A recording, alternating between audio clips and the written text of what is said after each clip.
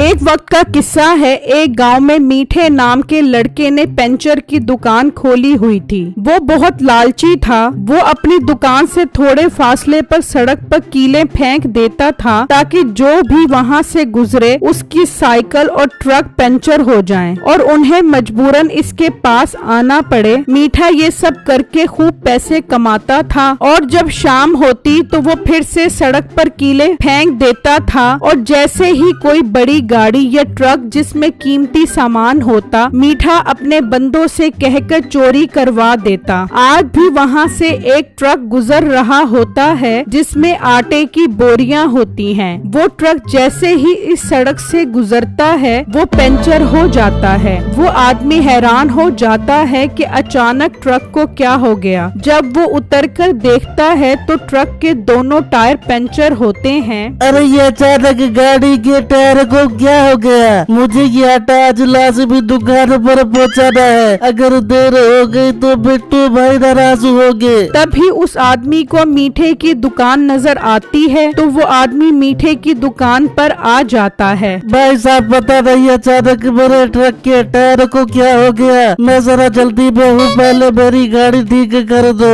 ठीक है भाई, मैं ठीक कर दूंगा, बस 1000 रुपए लगेंगे। अरे भाई तू पंचर वाला है क्या कसाई जो ट्रक ठीक करने के इतने पैसे मांग रहा है? देखो भाई मैं बहुत मसरूफ हूँ। अगर तुमने काम करवाना है तो इतने पैसे देने पड़ेंगे। अगर इतने पैसों में समझ नहीं आता तो मेरा वीर अपना ट्रक कहीं और ले जा। ठीक है भाई, तुम मेरे ट्रक के टायर ठीक करो, मैं 1000 रुपए दे दूंगा ना यार। ठीक है भाई साहब, आप आराम से बैठ जाओ, मैं काम करता हूँ। फिर मीठा ट्रक के पास जाता है और अपने आदमियों को इशारा करता है। वो जल्दी से ट्रक से आटे की बोरियां चोरी कर लेते हैं और मीठा आराम से टायर ठीक करने लग जाता है। फिर कुछ ही देर में मीठा वो ट्रक ठीक कर देता है और वो आदमी पैसे देकर वहाँ से चला जाता है और बिट्टू की दुकान पर पहुँचता है तो देखता है कि ट्रक में बोरियां कम होती हैं। वो आदमी परेशान हो जाता है। ये आटे की बोरियां कहाँ चली गई? ये तो कम लग रही है। बिट्टू भी आकर देखता है। भाई ये तो मुझे बोरियां कम लग रही हैं। कहीं रास्ते में बोरियां गिराकर तो नहीं आ गए? बिट्टू भाई मुझे सच में नहीं पता। जब रास्ते में ट्रक खराब हुआ तो मैं पंचर वाली दुकान पर था, शायद वहीं से कोई चोरी करके ले गया। भाई इस तरह तो बहुत नुकसान होगा, आइंदा एहतियात करना ताकि कोई चोरी न करके ले जाए। जी बिट्टू भाई, मैं आइंदा ख्याल करूँगा और अपने साथ दूसरे आदमी को भी चौकीदारी के लिए रखूंगा ना यार। फिर जब शाम होती है तो मीठा वो सारा सामान लेकर घर आ जाता है और आटे की बोरियां नसीबों को देता है। बेगम ये आटे की बोरियां आज की हैं और बाकी सामान भी तो कल बाजार जाके बेच आई ताकि हमें इसके अच्छे पैसे मिल जाएं। मीठे वो सब तो ठीक है, लेकिन तूने जो किराए के आदमी रखे हुए हैं उनका क्या करना है? इस तरह तो हम उनको जो हिस्सा दे देंगे हम कभी भी अमीर नहीं हो पाएंगे। बेगम तू फिक्र ही मत कर, मैं उनको थोड़े थोड़े पैसे देकर फारिग कर दूंगा। वाह मीठे, दिल ही खुश कर दिया तूने। अच्छा मीठे, मैं इन बोरियों को बेच के अपने लिए खूबसूरत साड़ी खरीद दूंगी। हाँ बेगम खरीद ले, तू भी क्या याद करेगी। फिर जब सुबह होती है तो नसीबो वो सामान बाजार में बेच देती है और फिर साड़ियों की दुकान पर जाती है जहाँ उसकी सहेलियाँ भी मौजूद होती हैं। अरे वाह नसीबो, आज तो तू भी साड़ियों वाली दुकान पर आखिर आ ही गई। बस आज दिल कर रहा था खूबसूरत साड़ी खरीदने को, इसलिए मैं लेने आ गई। लगता है तेरे पास खूब पैसे आ गए हैं। हाँ ऐसा ही समझ लो।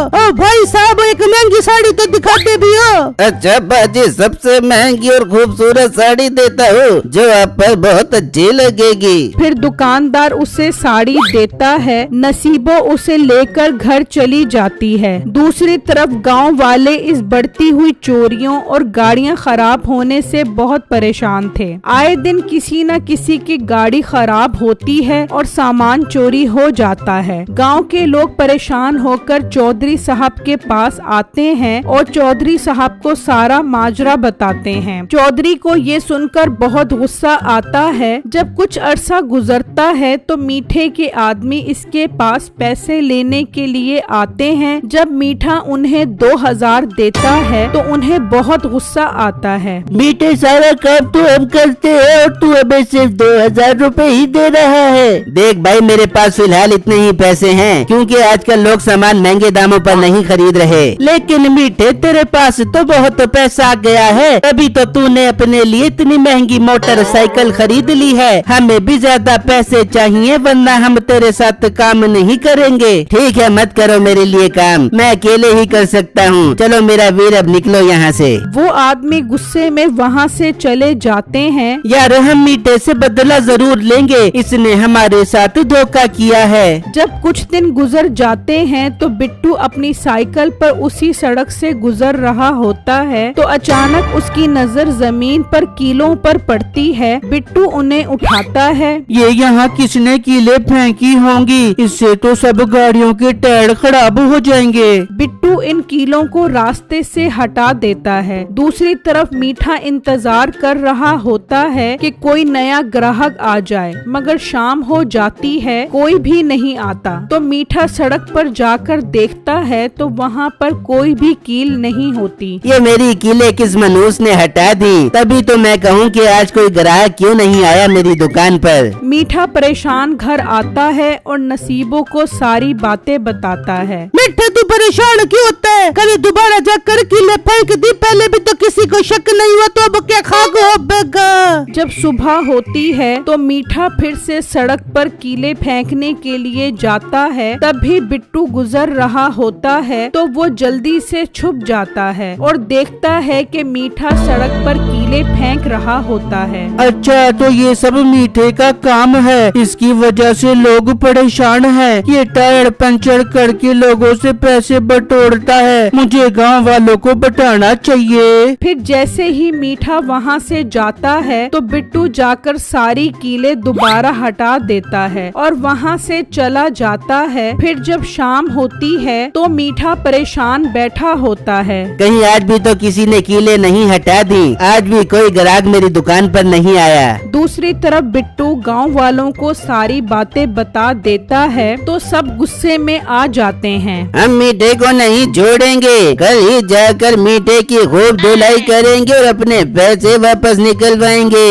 वहाँ मीठा परेशान सोच रहा होता है, ऐसा क्या किया जाए जिससे उस आदमी का पता लग जाए जो मेरी कीले हटाता है। तो मीठे के दिमाग में एक आइडिया आता है। एक काम करता हूँ, कीलों के साथ साथ केले के छिलके भी डाल देता हूँ ताकि जो भी कीले हटाने आएगा छिलकों से फिसल जाएगा। फिर मीठा बाजार से काफी सारे केले के छिलके लाता है और सड़क पर कीले और केले के छिलके फेंक देता है और दिल ही दिल में हंस रहा होता है। तो अचानक देखता है कि गांव वाले उसकी तरफ आ रहे होते हैं। मीठा डर जाता है और वहाँ से भागने लगता है तो केले के छिलके पर उसका पाँव आता है तो वो कीलों पर जाकर गिरता है। ओए ओए, मैं मर गया है, मुझे कीले चुभ गई। मीठा उठता है और डर कर वहाँ से भाग जाता है। सब गांव वाले भी मीठे के घर आ जाते हैं और अपने अपने सामान के पैसे मांगते हैं। तो मीठा डर कर उनके पैसे दे देता है। मीठे कान खोल कर सुन ले, कल से तेरी दुकान यहाँ नजर न आए वरना तेरी खैर नहीं। भाई दुकान का क्या, कल से मैं ही नजर नहीं आऊंगा, मैं ये गांव ही छोड़ जाता हूँ। हाँ, यही तेरे लिए बेहतर है, चल निकल यहाँ से।